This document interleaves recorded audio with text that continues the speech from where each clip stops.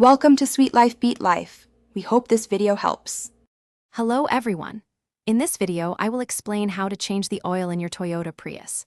Before we begin, it's crucial to gather all your materials and prioritize safety.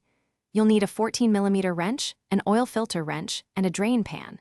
Make sure you have 4 4/10 quarts of 0W20 synthetic oil, a new oil filter, and a fresh crush washer.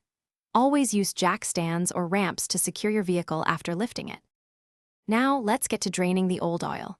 First, run your engine for about 10 minutes to warm the oil, making it flow more easily. Next, you'll need to remove the plastic fasteners securing the engine's under panel. Once that's done, place your drain pan directly under the oil drain plug.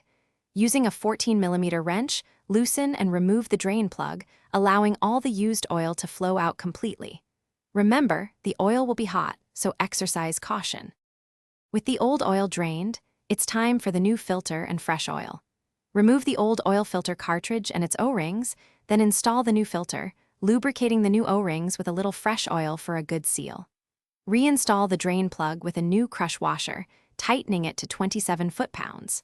Now, carefully pour 4 4/10 quarts of new 0W20 synthetic oil into the engine. Don't forget to securely replace the oil filler cap. You're almost done. Now, check the oil level using your dipstick, ensuring it's at the full mark.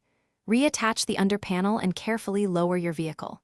Start the engine for about 40 seconds, then turn it off and wait a minute before checking for any leaks around the drain plug and filter. Finally, reset the oil maintenance reminder in your car's display. Remember to properly dispose of the used oil and filter at an authorized recycling center. Thanks for watching. Consider subscribing if we helped you.